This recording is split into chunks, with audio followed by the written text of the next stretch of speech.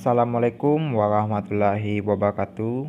Bertemu lagi dengan saya Irsan Seprizah pada mata pelajaran Dasar Perancangan Teknik Mesin atau DPTM kelas 10 TMI Teknik Mekanik Industri.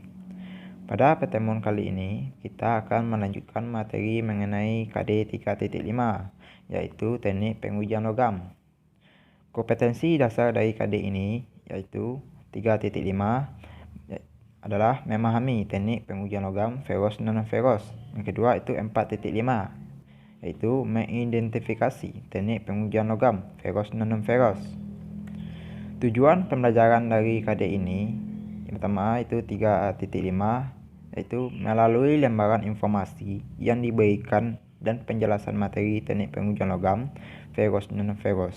Peserta didik mampu menentukan input dan output dari materi pelakuan panas logam dan disiplin serta bertanggung jawab dalam pengumpulan tugas.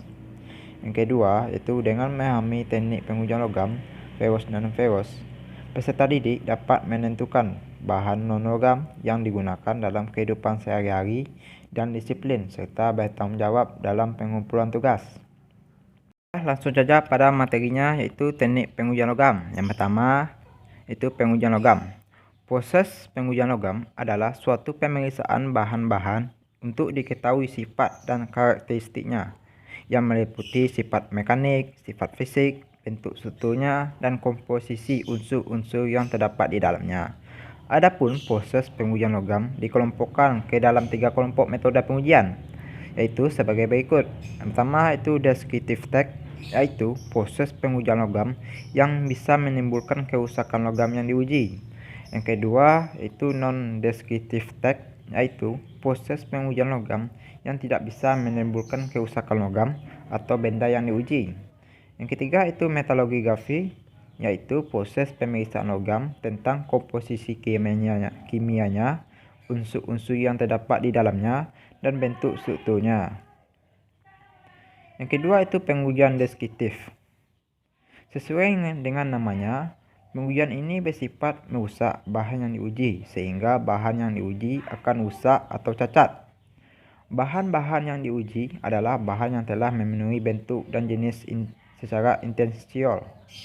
Pada umumnya ada beberapa pengujian deskriptif yaitu sebagai berikut. Yang pertama itu proses pengujian kekerasan. Pada proses pengujian kekerasan dapat diartikan sebagai kemampuan suatu bahan terhadap beban dalam perubahan yang tetap. Dengan kata lain, ketika gaya tertentu diberikan pada suatu benda uji yang terdapat pengaruh pembebannya, benda uji ini akan mengalami deformasi. Kita dapat menganalisis secara besar tingkat kekerasan dari bahan tersebut melalui besaran beban yang telah diberikan terhadap luas bidang yang menerima beban tersebut.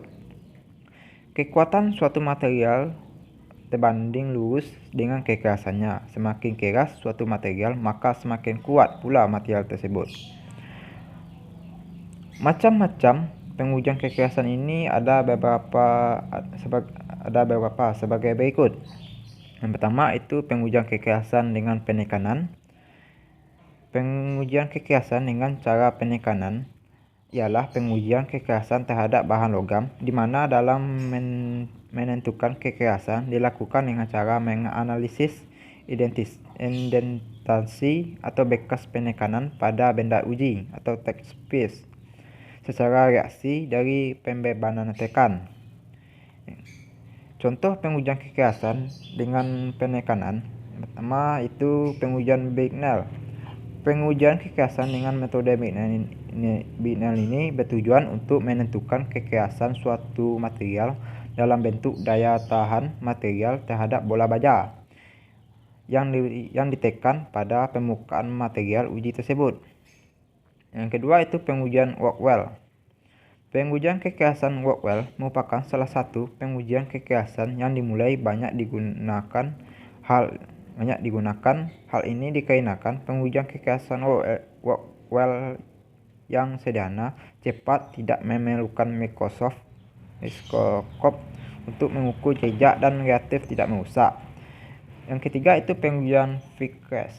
Uji kekerasan Vickers ini juga didasari kepada penekanan sebuah induktor dengan suatu gaya tekan tertentu ke permukaan yang rata dan bersih dari suatu logam yang diuji kekerasannya. Yang kedua itu pengujian kekerasan dengan cara goresan. Pengujian dengan cara goresan ialah pengujian kekerasan terhadap bahan logam, di mana dalam penentuan kekerasan dilakukan dengan mencari kesebandingan dari bahan yang dijadikan standar pengujian. Contohnya pengujian metode MOHS. Yang kedua itu pengujian kekerasan dengan cara dinamik atau dynamic test. Pengujian dengan cara dinamik ialah pengujian kekerasan dengan mengukur tinggi pantulan dari bola baja atau intan yang dijatuhkan dari ketinggian tertentu. Setelah kita membahas pengujian kekerasan, untuk pembahasan berikutnya kita akan membahas yaitu pengujian tarik atau tensile test. Pengujian tarik merupakan proses pengujian yang biasa dilakukan karena pengujian tarik dapat menunjukkan perilaku bahan selama proses pembebanan. Proses pengujian tarik, benda uji diberikan beban gaya tarik yang bertambah secara kontinu. Secara bersama dengan itu, dilakukan pengamatan terhadap perpanjangan yang dialami benda uji. Untuk melihat bagaimana cara pengujian tarik dapat dilihat pada gambar di samping. Selanjutnya yaitu pada pengujian lengkung atau bending stack. Atau pengujian lengkung ini merupakan salah satu pengujian sifat mekanik bahan yang diletakkan terhadap spesimen atau bahan, baik bahan yang akan digunakan pada konstruksi atau komponen yang akan menerima bebanan terhadap suatu beban pada suatu titik tengah atau bahan yang telah ditahan di atas dua tumpuan. Contohnya seperti pada pengujian lengkung ini dapat dilihat pada gambar samping. Materi selanjutnya itu pengujian impact. Pengujian impact dilakukan untuk menentukan kekuatan material.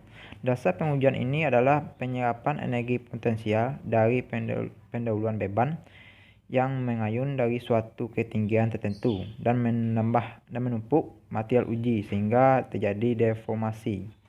Pengujian impact ini digunakan dalam dunia industri khususnya. Pertama itu uji impact CANV, juga dikenal sebagai CANV Tech F4 adalah tes regangan tingginya secara standar yang menentukan jumlah energi yang diserap oleh material selama faktor. Prinsip dasar pengujian CANV ini adalah besar gaya kejut yang dibutuhkan untuk mematahkan benda uji dibagi dengan luas penampang patahan. Mula-mula, bandul CANV diseta dengan bagian atas, kemudian dilepaskan sehingga menabrak benda uji, dan bandul terayun sampai ke kedudukan bawah. Jadi dengan demikian, energi yang diserap untuk mematahkan benda uji ditunjukkan oleh sisi perbedaan tinggi bandul pada kedudukan di atas dengan tinggi bandul pada kedudukan bawah atau tinggi ayun. Untuk contohnya seperti ada pada gambar samping. Yang kedua itu uji impact izot.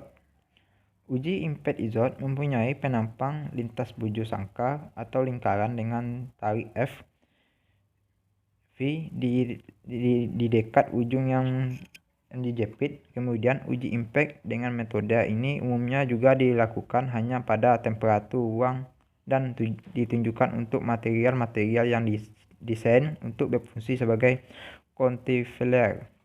Perbedaan mendasar pada CANV dan izot adalah peletakan spesimen pengujian dengan penggunaan izot tidak sekuat pada pengujian CANV. Karena pada izot, pemegang spesimen juga turut menyerap energi, sehingga energi yang terukur bukanlah energi yang mampu diserap material seutuhnya. Untuk pada pengujian izot ini dapat dilihat pada samping. Selanjutnya, pembahasan berikutnya itu pengujian struktur. Pengujian struktur mempelajari struktur material logam. Langkah yang dilakukan dalam pengujian ini, material logam dipotong-potong, kemudian potong-potongnya diletakkan di bagian bawah, digesek dan dikikis, sehingga material atau alat abrasif atau penggores yang sesuai. Uji struktur ini dilakukan secara mikroskopik atau mikroskopik. Dalam uji mikroskopik, permukaan spesimen diperiksa dengan mata telanjang atau melalui lompek untuk mengetahui status penetrasi, jangkauan yang telah terkena panas, dan kerusakannya. Dalam pemeriksaan mikroskopik, permukaan spesimen diperiksa melalui mikroskop metalurgi untuk mengetahui jenis, struktur, atau rasio komponen-komponennya untuk menentukan sifat-sifat materialnya. Yaitu selanjutnya pada pembahasan terakhir yaitu pengujian dengan lautan ETSA. Tujuan pengujian dari lautan ETSA adalah bentuk penjelasan batas butir yang ada pada suatu material, karena lautan ETSA akan memberikan warna tambahan pada batas butir. Namun lautan ini dapat merusak bahan butir tersebut. Sekian dari pembahasan pada pertemuan kali ini. Semoga Anda dapat memahami dan mencatat poin-poin penting yang telah disampaikan. Selamat belajar, jangan lupa buat tugasnya. Semoga kita dapat bertemu pada pertemuan selanjutnya. Saya tutupi dengan Assalamualaikum warahmatullahi wabarakatuh.